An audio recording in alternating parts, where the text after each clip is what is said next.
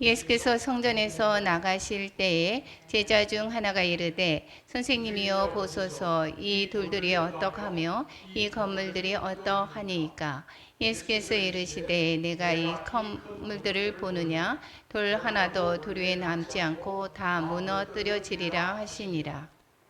예수께서 감람산에서 성전을 마주 대하여 앉으셨을 때에 베드로와 야고보와 요한과 안드레가 조용히 묻되 우리에게 이르소서 어느 때에 이런 일이 있겠사오며 이 모든 일이 이루어지려 할 때에 무슨 징조가 있사오리이까. 아멘.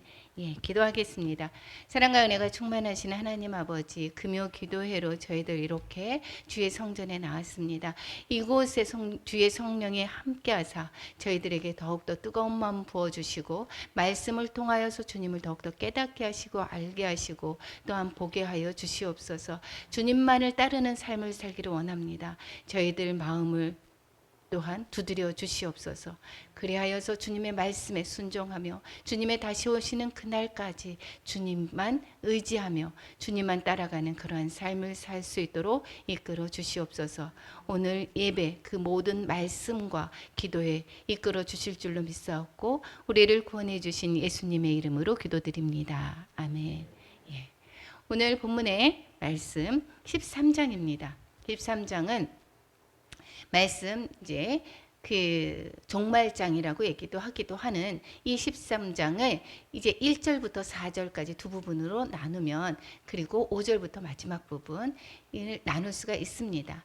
이 1절부터 4절까지의 말씀이 오늘 본문이고 이 본문의 내용을 또 성전을 떠나시는 예수님이란 제목을 가지고 은혜를 나눌까 합니다. 먼저 이 마가복음 13장은 이제 마태복음 24장과 누가복음 21장과 더불어서 예수님의 감람산 광화 아니면 또 소묵시록이라고 얘기하기도 하고 종말장이라고 말씀을 합니다. 이 종말이라고 하는 것, 즉 마지막 때라고 하는 것, 엔타임이라고 얘기하는 요 마지막 때가 언제라고 생각하십니까? 우리가 맨날 마지막 때 그러죠. 그때가 예수님의 오신 그 당시에도 마지막 때였습니다. 즉 예수님의 초림부터 예수님의 재림, 그때를 사는 모든 사람을 뭐라고 합니까? 종말 시대를 사는 사람이다라고 얘기를 하고 있습니다. 그러니까 지금 마지막 때라는 것을 마지막 때 중에서 더 마지막 때 더 가까이 왔는 그러한 그 시간이 되겠죠.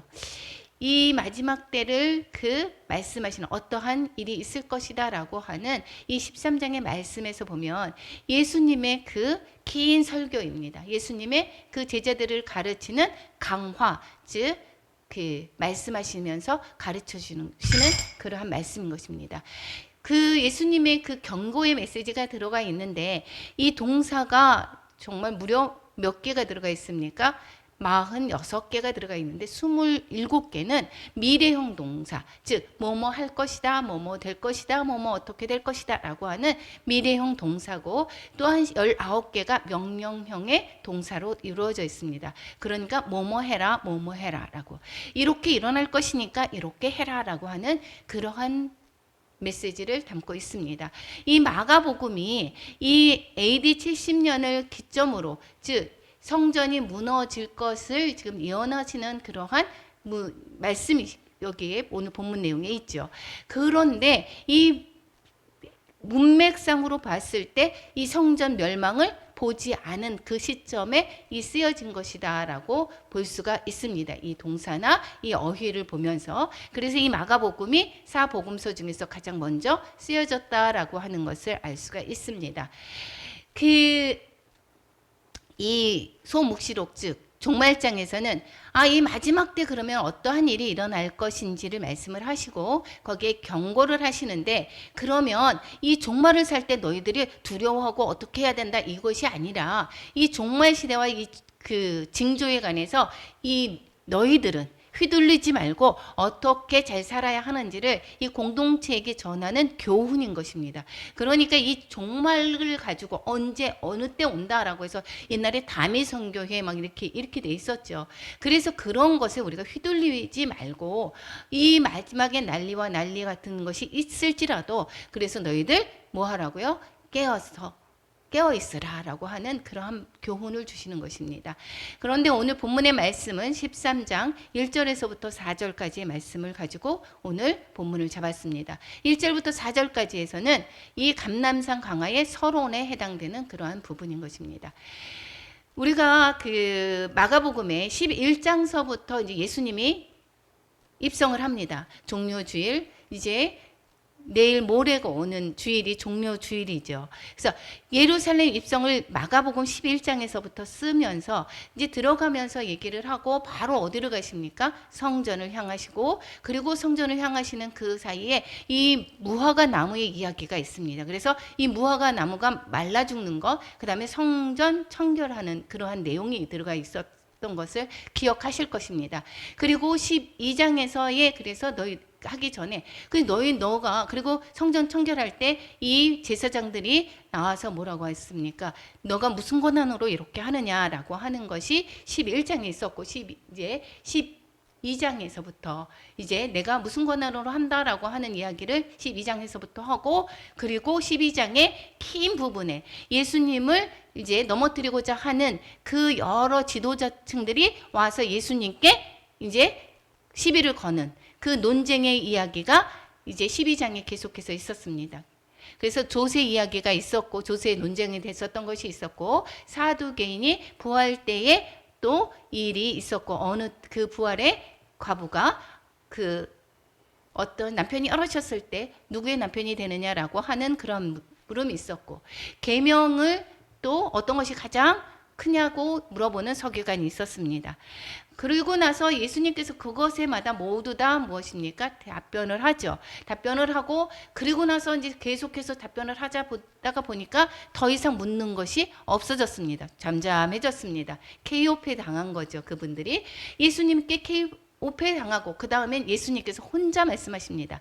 예수님을 넘어뜨리고 예수님을 흠잡으려고 하고, 예수님의 그 꼬투리를 잡으려고 했던 그들은 조용하고, 12장에서 보면 나중에 계속해서 예수님께서 제자들과 그 성전에 있는 사람들을 가르치는 것을 볼 수가 있습니다. 어떠한 가르침이 있었습니까? 여기에 있을 때 그리스도가 누구의 자손이냐라고 하는 그러한 부활로 말미암아 다윗의 후손이 오지만 다윗의 주가 되는 것은 어떻게 해서 이루어지느냐, 부활로 이루어지는 것을 얘기를 하고, 본인이 암묵적으로 주가 되는 것을 말씀을 하고 있는 것과, 또 외식하는 서기관들을 또한 이야기하면서 서기관들을 따르지 말라, 본받지 말라라고 얘기하는 것이 있었습니다. 이 사랑 없는 서기관은 계명을 하나님의 사랑하고 이웃을 사랑하라는 계명을 지키지 않는 자들이다라는 것을 말씀을 하고 있고, 그거에 대조해서 이 가난한 과부의 헌금을 말씀을 거기에 하십니다. 즉 가난한 과부가 이 두 렙돈을 드리는 것, 자기 자신의 모든 전부를 드렸다라고 하면서 말씀하시는 것이 하나님의 성전된 자, 하나님을 믿는 자는 온전한 헌신을 말씀 있는 자, 모든 것을 드리는 자인 것을 말씀을 하고, 또 뿐만 아니라 예수님께서 전부를 드려서 앞으로 예수님께서 죽으실 것을 암묵적으로 가르쳐주고 있습니다. 이렇게 다 끝나고 예수님께서 그 대결로 따진다라고 하면 KO 승한 거죠. 이겼는데도 불구하고 이제 여기 마가복음에서는 나오지 않았는데 이 마태복음에서 병행구절에서는 뭐라고 얘기를 하느냐면 화가 있을진저라고 얘기를 합니다. 화 있을진저 8개의 화를 서기관들에게 이야기를 하는데, 거기에서 이제 끝 무렵에 뭐라고 얘기를 하느냐면 마태복음 23장 38절 39절 같이 한번 읽어보겠습니다. 보라, 너희 집이 황폐하여 버려진 바 되리라. 내가 너희에게 이르노니 이제부터 너희는 찬송하리로다. 주의 이름으로 오시는 이여 할 때까지 나를 보지 못하리라 하시니라. 이 성전에서 예수님께서는 이 성전이 되게 관심이 많으셨습니다. 이 오시는 예루살렘에 오시는 그 모든 곳이 그 비결이 뭐냐면 성전이었습니다. 이 성전에 그래서 오신 것은 예수님이 주인이시죠. 이 성전의 주인 되시고 내 집이다 말씀을 하셨었는데, 여기에서 보면 마지막에 보면 이 성전을 너희 집이다 라고 얘기를 합니다. 거기에 제사장들과 모든 서기관 바리새인 이런 사람들이 있으면서 얘기를 하면서 뭐라고 서기관들에게 너희 집이다라고 얘기를 합니다. 즉 예수님이 거기에서 떠난다라고 하는 것을 얘기를 하고 있죠. 이렇게 말씀을 하시고 그리고 이제 성전에서 나가십니다. 그래서 오늘 본문의 첫 번째 얘기를 하면 13장 1절 다시 한번 읽어보겠습니다. 예수께서 성전에서 나가실 때에 제자 중 하나가 이르되 선생님이여 보소서 이 돌들이 어떠하며 이 건물들이 어떠하니까. 이 성전에서 나가신다라고 하는 것은 이제 물리적으로도 이제 성전에서 나가셨습니다. 그리고 처음에 예루살렘에 입성을 하셔서 성전에 들어가시고 성전을 그날은 둘러보시고 또 나가셨습니다. 그런데 다시 또 오시죠. 그런데 이 13장 1절에 나가시는 거하고는 다릅니다.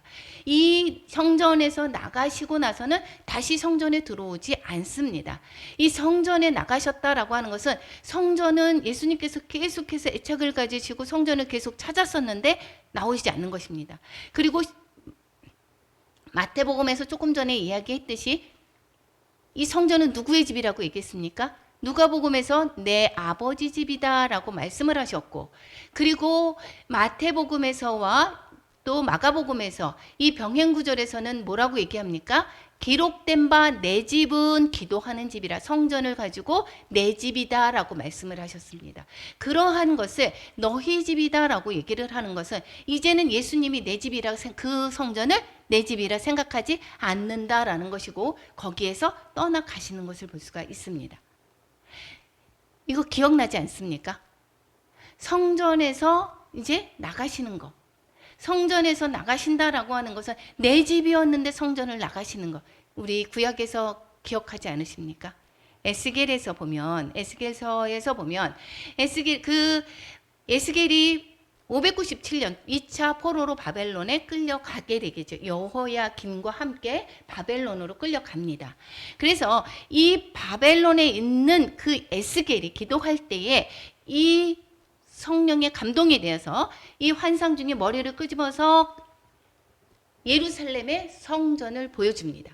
거기에서 담무스에게 기도하고 여러 우상들에게 그러한 성전의 그 더럽혀진 모습을 환상 중에 보게 되죠. 그리고는 하나님께서 뭐라고 그랬습니까? 거기를 떠나신다라고 말씀을 하시고, 에스겔서 9장 3절에서 보면 어디에 있습니까? 한번 같이 읽어보겠습니다. 그룹에 머물러 있던 이스라엘 하나님의 영광이 성전 문지방에 이르더니 여호야께서 그 가는 베옷을 입고 서기관의 먹그릇을 찬 사람을 불러. 이 환상을 에스겔이 바벨론 땅에 있었는데 환상으로 예루살렘 성전을 보여주면서 이 모든 모습을 보여주는 것입니다. 그룹에, 즉 지성소의 그룹 사이에 있었던 그 하나님의 영광이 이제 거기를 떠나서 성전 문지방으로 옵니다. 그리고 얘기를 하기를 10장 4절에서는 이 또한 성전 문지방을 떠나서 이제는 들어가는 동문에 머물었습니다. 동문까지 나왔습니다. 동문에 이뤄서 그 영광이 어디로 갑니까? 성전 동쪽 산에 이르다. 그러니까 성전을 떠나는 모습을 보여주고 있습니다. 그러니까 그러고 정말 하나님께서 그 성전, 솔로몬의 성전이었었죠. 솔로몬의 성전을 떠나서 그리고 바깥으로 가시고 결국은 주님이 계시지 않는, 하나님께서 계시지 않는 그 커다란 솔로몬의 성전이라고 하는 것은 더 이상 성전이 아니 되겠죠. 그러니까 하나님이 머무시는 그곳이 아니게 된 것은 그냥 큰 건물인 것입니다. 성전이 아니다라는 것이고, 그 성전은 결국은 멸망하게 되는 것이 자명한 것입니다. 하나님이 계시지 않는 그 솔로몬의 성전이 언제 멸망이 됩니까? 586년에. 그래서 솔로몬의 성전이 멸망되는 것을 우리는 성경을 통해서 알고 있습니다. 우리가 두려워해야 될 것은 과연 무엇인가? 그래서 이 교회가 그것을 생각을 해보면 교회도 모두 다 하나님이 계신 곳이 성전이라고 말씀을 하죠. 그리고 고린도전서 3장 16절에서 보면 너희가 성전이라고 얘기를 합니다. 그런데 이 성전이다라고 하는 것은 주님이 계실 때만 그런데 이 주님이 떠나신다라고 하면 아무리 큰 교회다라고 해도 거기는 더 이상 성전이 되지 않을 수가 있다라는 것이고, 이 모든 사람도 한 사람 한 사람도 그 안에 주님이 떠났다라고 얘기를 하면 더 이상 그리스도인이 아니다라는 것입니다. 그래서 우리 요한계시록에서 우리가 두려워할 것은 물 달린 짐승 이런 것이 두려운 것이 아니라 이 에베소 교회에 말씀하시는 정말 주님의 촛대가 옮겨질 것인지, 그것이 정말 우리가 두려워해야 되는 일인 것입니다. 요한계시록 2장 4절과 5절 한번 같이 읽어보겠습니다. 그러나 너를 책망할 것이 있나니 너희의 처음 사랑을 버렸느니라. 그러므로 어디서 떨어졌는지를 생각하고 회개하여 처음 행위를 가지라. 만일 그리하지 아니하고 회개하지 아니하면 내가 네게 가서 내 촛대를 그 자리에서 옮기리라.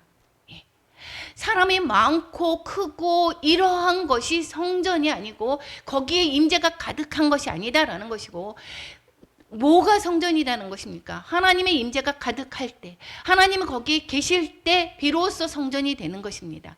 그러면 내가 그리스도인다라고 얘기를 했는데도 불구하고 내 안에 처음 사랑을 버렸고 하나님의 사랑을 버렸을 경우에는 하나님이 더 이상 그 안에 계시지 않겠다라는 것입니다. 촛대가 옮겨진다라는 것입니다. 나는 예수님을 믿었어 라고 했을 때 나는 그냥 구원받은 사람이야 이러면서 내가 자유롭게 세상의 그 취에서 살았다라고 하면, 그러면 더 이상 주님께서는 그 사람에게 어떻다고요? 촛대를 옮길 수가 있다라는 것을 경고하고 있습니다. 우리는 이것을 두려워해야 된다라는 것입니다. 이러한 그 주님의 마음, 이 더 이상 이 성전이, 그 헤롯 성전이 그 크고 웅장한 성전에서 예수님이 그 떠나는 마음, 그 착잡한 마음을 그 제자들은 전혀 모르고 있습니다. 전혀 모르고 계속해서 예루살렘에 입성할 때서부터 주님의 나라가 임할 것이다. 육체적인, 육신적인, 물리적인 하나님의 주님의 나라가 임할 것이고, 그때가 되면 내가 거기에 한 자리 하게 될 것이지, 내가 힘을 발휘할 수 있는 그러한 자리에 있게 되겠지 라고 들떠 있었던 그 제자들의 모습을 우리는 볼 수가 있게 됩니다. 지금 성전에서 나왔던 그러한 모습에서도 바로 예수님께서 나오셨습니다. 제자들이 쫓아옵니다. 같이 나오는데 그 바로 옆에서 뭐라고 얘기합니까? 제자 중 한 명이 이 돌들이 어떠하며 이 건물들이 어떠합니까? 이 성전의 그 웅장함을 보고 감탄하는 것입니다. 이 제자들은 이게 한 번, 두 번 처음 본 것도 아닙니다. 계속해서 명절 때마다 예루살렘을 방문했었고, 그리고 계속해서 지어져 갔던 그 헤롯 성전을 보아왔습니다. 정말 크고 웅장하죠. 그런데도 새삼스럽게 다시 봤어도 이 정말 아름다움에 도취되어 있습니다.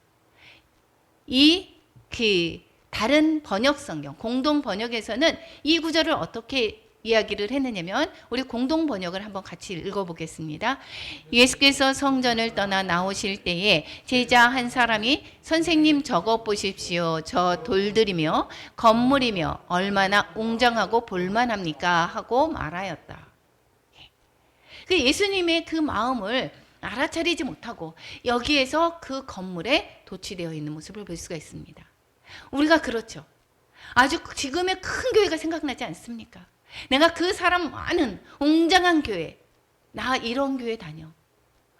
거기에 그 교회의 겉모습을 보고 내가 그런 큰 교회 다니면 내가 성령에 충만한 것입니까? 내가 그 교회 건물만큼 크기에 내가 하나님의 그 임재를 경험하고 있습니까? 그렇지 않다라는 것입니다.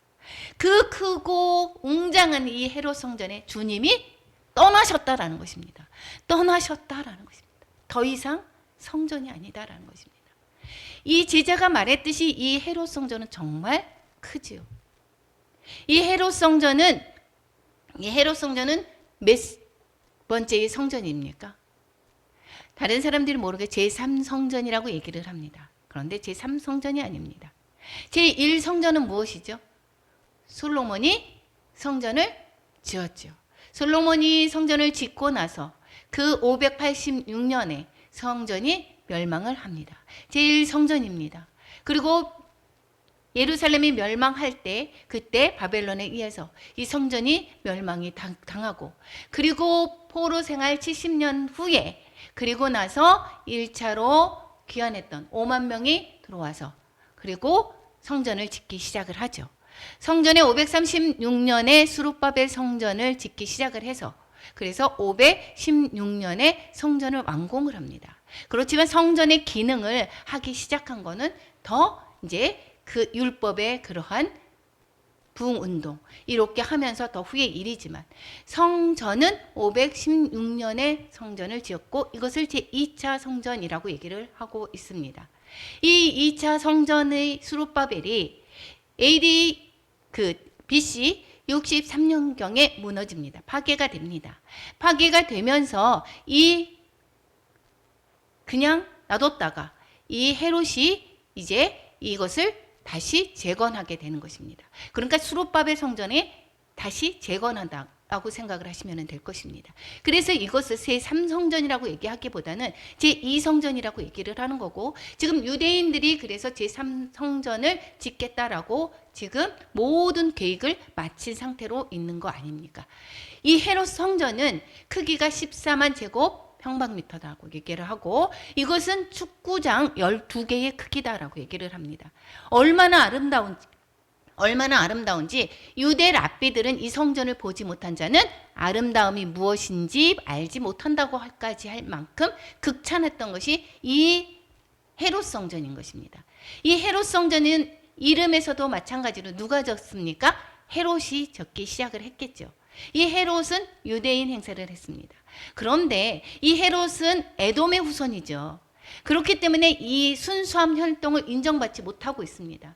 이 로마와 결탁을 해서 거기에 분봉왕으로 그리고 거기에 섬기고 행하고 있지만 그리고 자기의 그 순수 혈통이 인정받지를 못하면서 유대인의 마음을 사로잡고자 이 성전을 건축하기 시작을 합니다.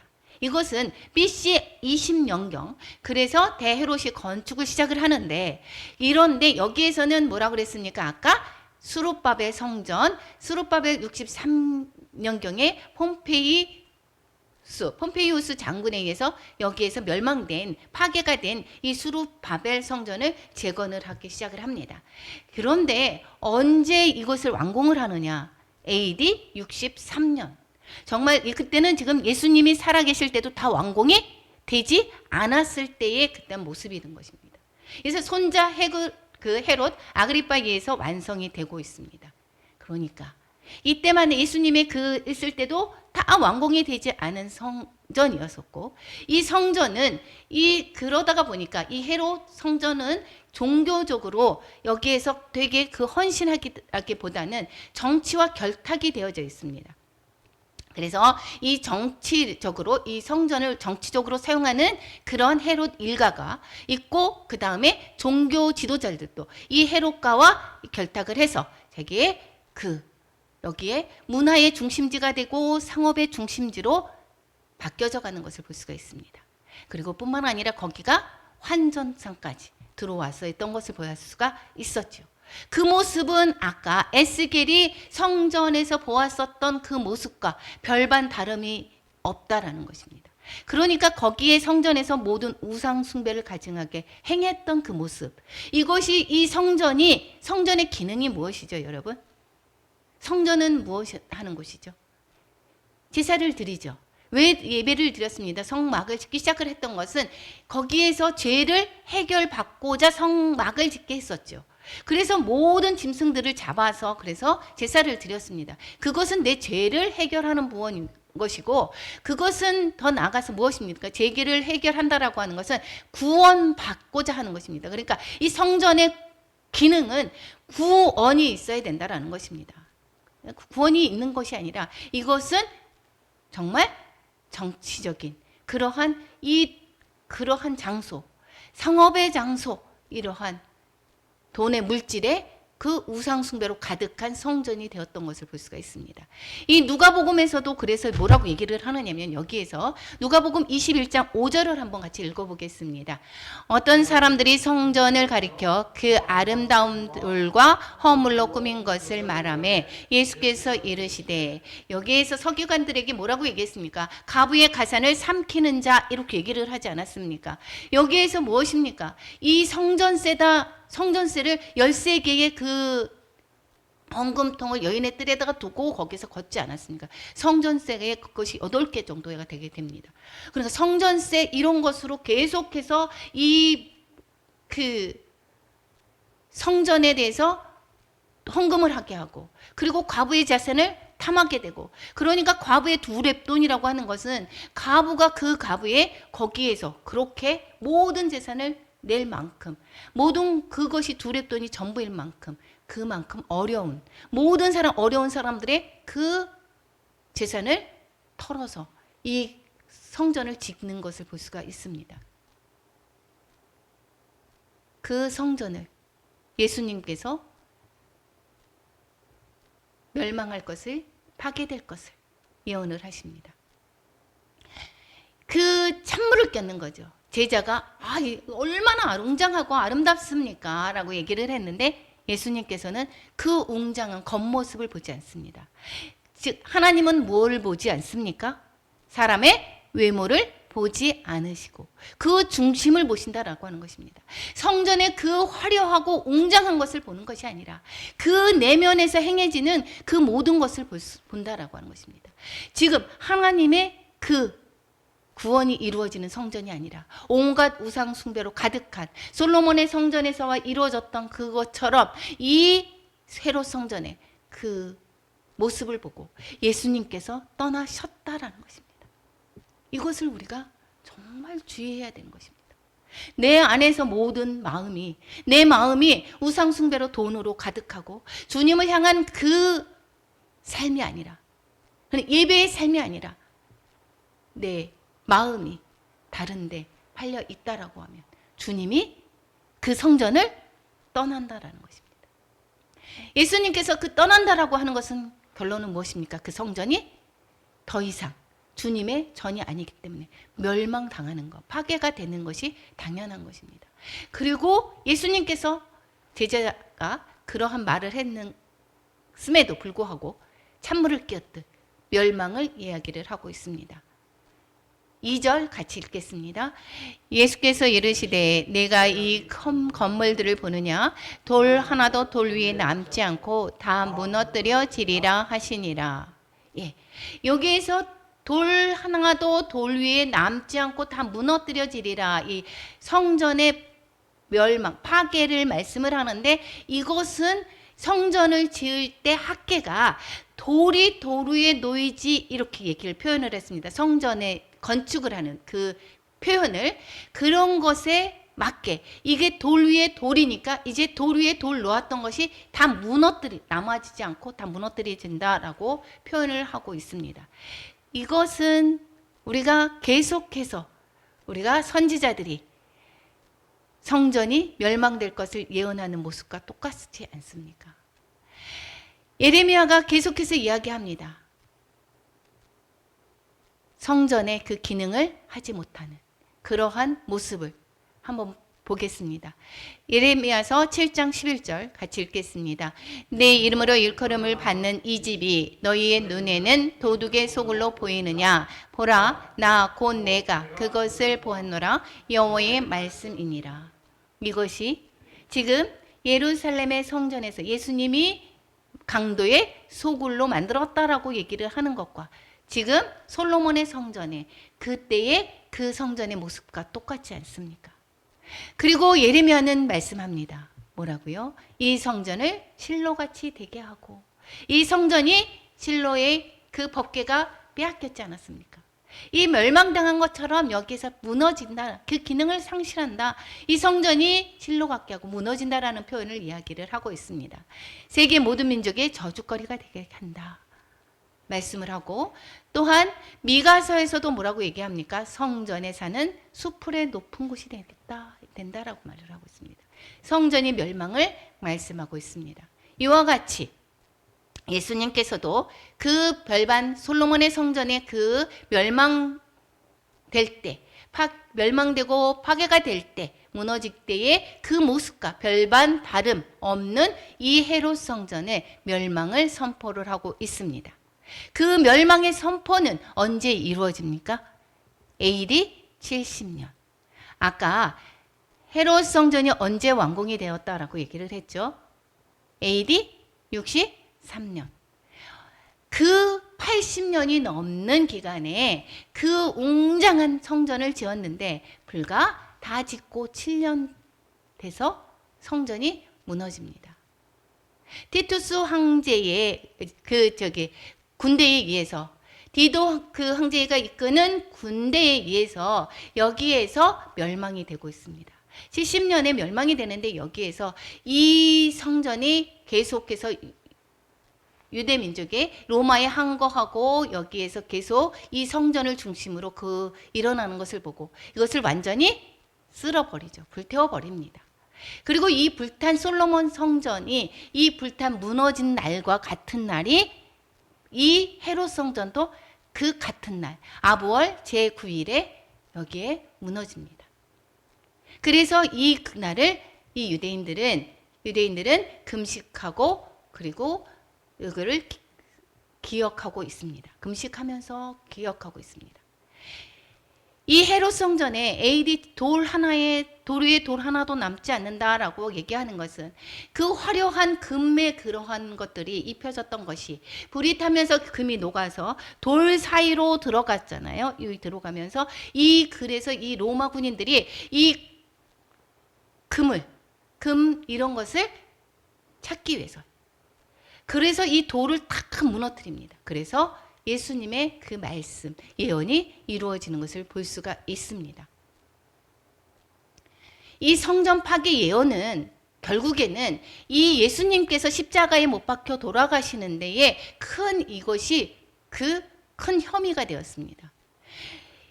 그래서 십자가에 못 박히는 그러한 결정적인 이 증언이 이 성전 멸망 예언입니다. 성전 파괴 멸망. 이것을 얘기를 한 것을 가지고 꼬투리를 잡죠. 요한복음에서는 뭐라고 얘기하냐면 너희가 이 성전을 헐라 내가 사흘 동안에 일으키리라. 이것은 성전된 예수님을 말씀을 하고 계시고 예수님이 죽으시고 3일 만에 다시 성전을 세우는 그러한 부활하심으로 말미암아 새 성전이 세워지는 것을 말씀을 하고 있죠. 그런데 여기에서 뭐라고 얘기했습니까? 오늘 말씀에서도 돌 하나에도 돌 위에 남지 않고 다 무너뜨려지리라. 이 이야기를 들었던 많은 유대 그 지도자들이 이것을 고발거리로 삼고 있었습니다. 그리고 이야기를 합니다. 마가복음 14장 57절 58절 같이 읽어보겠습니다. 어떤 사람들이 일어나 예수를 쳐서 거짓 증언하여 이르되 우리가 그의 말을 들으니 손으로 지은 이 성전을 내가 헐고 손으로 짓지 아니한 다른 성전을 사흘 동안에 지으리라 하더라 하되 이것은 이것은 거짓 증언을 하게 됐죠. 여기서 예수님께서 손으로 지은 이 성전을 본인이 헌다라고 얘기를 했습니까? 그렇지 않았죠. 여기서 무너뜨려 지리라 얘기했습니다. 무너뜨려 지리라 얘기를 했지 그리고 너희가 이 성전을 헐라라고 얘기를 했지 예수님 자신이 이 성전을 헐겠다라고 말씀하시지 않았습니다. 그런데 이 손으로 지은 이 성전을 예수님께서 헐고 그리고 사흘 동안에 짓겠다라고 했다라고 증언을 합니다. 그리고 이 거짓 증언은 계속해서 퍼져나가서 많은 사람들이 이 증언이 확실시 하다고 생각을 합니다. 그래서 십자가에 못 박혀 돌아가시고 십자가에 있는 예수님을 보고 많은 사람들이 뭐라고 얘기를 합니까? 예수를 모욕하면서 마가복음 15장 29절 30절 같이 읽겠습니다. 지나가는 자들은 자기 머리를 흔들며 예수를 모욕하여 이르되 아하 성전을 헐고 사흘에 짓는다는 자여 내가 너를 구원하여 십자가에서 내려오라 하고 그래서 이 많은 사람들이 이것이 예수님의 그 결정적인 그러한 혐의가 되고 이것이 예수님의 죽음으로 가는 그러한 결정적인 증언을 삼은 것을 볼 수가 있습니다. 그리고는 예수님께서 이렇게 성전 멸망을 예언을 하시고 그리고 이제 옮겨가십니다. 마가복음 13장 3절 같이 읽어보겠습니다. 예수께서 감람산에서 성전을 마주 대하여 앉으셨을 때에 베드로와 야고보와 요한과 안드레가 조용히 묻되 어디로 가셨습니까? 감람산. 감람산 이것은 올리브산이라고 얘기를 하고 있죠. 그리고 그 옆에 베다니 벳바게가 있습니다. 이 감람산에서 여러분도 그 목사님과 함께 예루살렘에 가신 분들은 감람산에 올라가셨었죠. 그래서 예루살렘을 성전을 바라보면 예루살렘 성전이 다 보이게 되죠. 거기에서 다 보입니다. 거기는 약 이제 그 성전보다 61m가 약간 감람산이 성전산보다 좀 높습니다. 그리고 거리로는 800m가 떨어져 있는 것입니다. 그런데 여기에서 보면 예루살렘 성이 이렇게 있다면 그쪽 감람산 있는 쪽에 성전이 있죠. 그리고 나서 그쪽에서 내려오면 기드론 골짜기가 있습니다. 거기에서 골짜기가 있고 내려왔다가 다시 올라가는 거죠. 그래서 내려갔다가 다시 올라가는 그 800m라고 얘기를 하지만 내려왔다가 올라가는 그 시간이 있습니다. 더 우리가 보면 그래서 여기에서 감람산에서 예루살렘 성전이 다 보입니다. 예루살렘 성전을 다 환히 볼 수가 있게 되겠죠.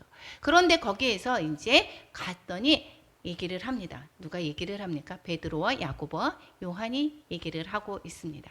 그런데 거기에서 이제 예루살렘 물 쳐다보는 그 감람산에서 아까 앉았다라고 했을 때 아까 에스겔을 읽어봤었죠. 에스겔을 읽었을 때에 여호와의 영광이 어디로 나왔습니까? 여호와의 지성소의 그룹에서 문지방을 지나서 동문에서 거쳤다가 다시 어느 쪽에 있다고 그랬습니까? 산에 머물러서 앉아 있었다고 그랬습니다. 그렇죠? 그래서 여호와의 영광이 에스겔이 환상에서 동쪽 산에 머무르고 다시 한번 에스겔 11장 23절 같이 읽겠습니다. 여호와의 영광이 성을 가운데에서부터 올라가 성읍 동쪽 산에 머무르고 성읍 동쪽 산이 지금 무엇입니까? 감람산에. 지금의 예수님의 모습과 똑같지 않습니까? 그렇죠?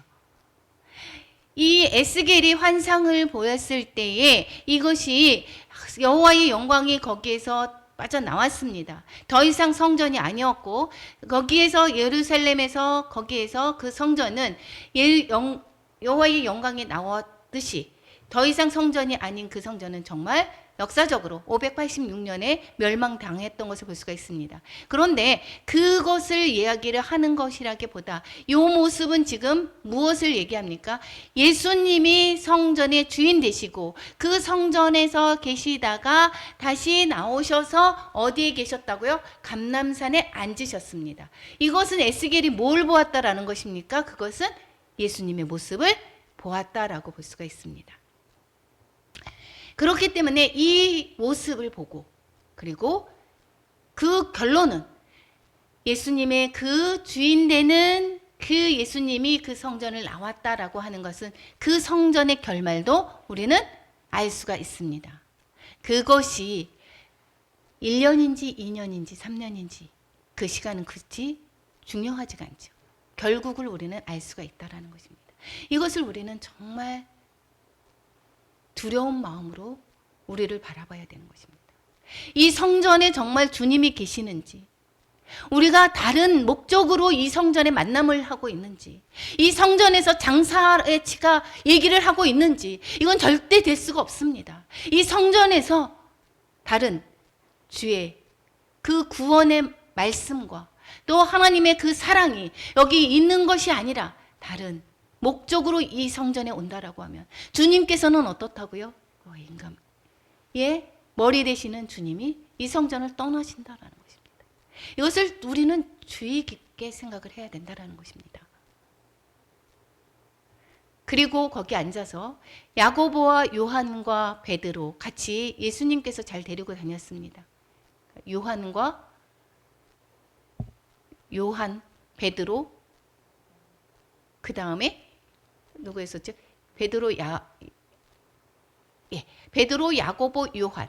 그런데 오늘은 베드로의 형제 안드레가 물어봅니다. 네 명이 이제 예수님께로 옵니다. 예수님께 와서 여기 이런 일들이 언제 일어나죠? 라고 물어봅니다. 언제 일어나죠? 라고 물어봅니다. 그런데 여기에서 그것은 이 어느 때 무슨 징조가 있습니까? 라고 얘기를 물어보는데 이 병행구절 마태복음에서는 뭐라고 얘기하냐면 어느 때 세상 끝에는 무슨 징조가 있습니까? 라고 얘기를 합니다. 이 유대인들은 성전 파괴가 이 이스라엘의 멸망을 말씀을 알고 있고 역사적으로도 마찬가지죠. 이스라엘이 멸망하고 했었던 것을 알 수가 있죠. 이 무화과 나무가 말랐다라고 하는 것은 결국은 이스라엘의 민족이 지금 멸망한다라는 이야기고 성전이 지금 멸망이 파괴가 된다라고 하는 것을 예표를 해주고 있죠. 그래서 여기 있을 때 제자가 이야기를 합니다. 세상 끝에 이것은 결국은 주의 임하심과 세상 끝에 무슨 징조가 있습니까? 세상에 그 끝에까지 연결을 해서 말씀을 물어보고 있는 것을 볼 수가 있습니다. 그런데 이 제자들은 자기네가 언제 계속해서 그 때가 중요했습니다. 계속 궁금했습니다. 예수님이 언제 등극하시는지, 예수님께서 언제 나라를 다스리게 되는지.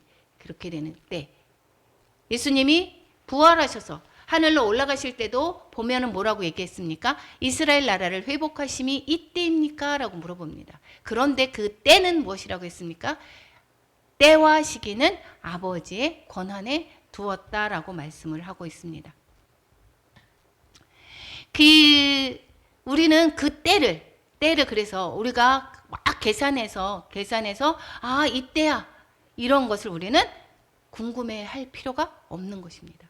단지 하나님께서는 가까이 왔으니 이럴 때 너희들 깨어 있으라.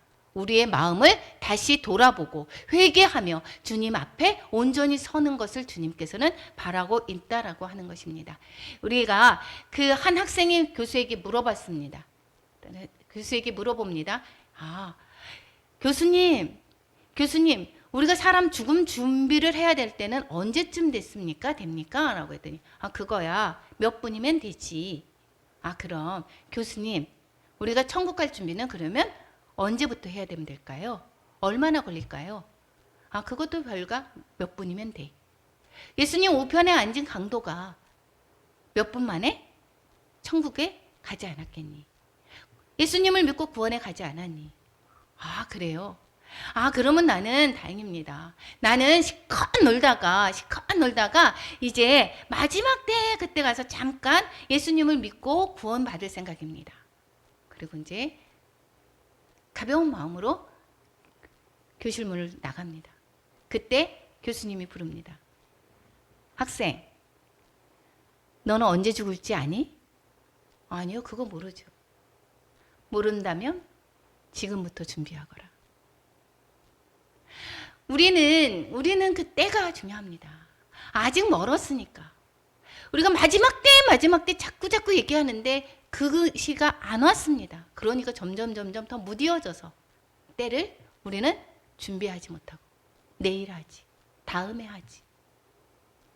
그러다가 영영이 하지 못합니다. 주님께서 이 말세의 말씀을 가르쳐 주시는 것은 어떻게 하라고요? 회개하고 돌아오라. 너희가 주님을 믿는 자라고 하면 성전이 기능을 상실한 그러한 세상의 사람들과 다름없는 그러한 삶을 산다라고 하면 회개하고 돌아오라.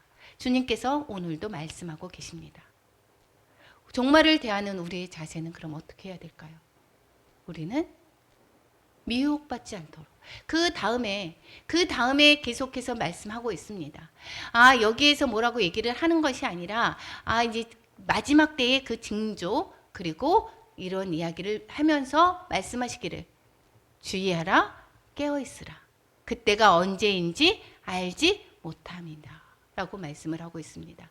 종말을 대하는 우리의 자세, 미혹받거나 또 두려워하거나 조심하지 않거나 하는 것이 아니라 조심해야 되고 미리 염려하지 말라라고 하는 그러한 주님의 메시지가 있고, 그리고 우리는 주의에서 깨어 있으라라고 말씀하고 있는 것을 볼 수가 있습니다. 오늘 본문이 주는 교훈은 무엇이냐? 성전이 본래 목적대로 사용하지 못하면 그 촛대가 옮겨질 수 있다 없다? 옮겨진다라고 한 것입니다. 그리고 이스라엘 성전은 더럽히고 주님을 거부한 일로 멸망당했던 것을 다시 한번 상기시켜 주고 있습니다. 그리고 성전 파괴는 또 새로운 성전이 예수님으로 말미암아 세워지게 되고, 그 새로운 성전으로 말미암아 복음이 모든 사람에게 전파되는 그러한 시작을 알리는 사건이 되었다라는 것입니다. 마지막 때, 지금도 보면 하나님의 영광이 떠난 교회가 많이 있다라는 것을 볼 수가 있습니다. 건물과 하나님의 영광은 일치하지가 않습니다. 아무리 크고 좋은 교회를 사모하는 것이 그것을 바라보고 가는 것이 아니라 하나님의 영광이 그 교회에 얼마나 있는지 그것을 두려함으로 우리는 계속해서 주시해야 되고, 하나님의 영광의 임재가 가득한 성전으로 만들어갈 수 있도록 우리는 회개하고 또 주님의 그러한 성전의 기능을 온전히 담당하는 교회로 서야 될 것입니다. 하나님의 말씀대로 서로 사랑하는 그러한 사랑에 가득한 교회의 기능을 온전히 회복해야 될 것입니다. 하나님이 우리의 성전을 떠나시면 더 이상 우리는 그리스도인이 아닌 것입니다.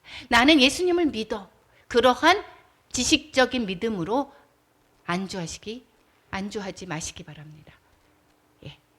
오늘 다시 본문을 읽고 마무리하겠습니다. 같이 읽겠습니다. 예수께서 성전에서 나가실 때에 제자 중 하나가 이르되 선생님이여 보소서, 이 돌들이 어떠하며 이 건물들이 어떠하니까? 예수께서 이르시되 내가 이 건물들을 보느냐? 돌 하나도 돌 위에 남지 않고 다 무너뜨려지리라. 아멘. 오늘 말씀을 기억하며 우리가 찬양하고 그리고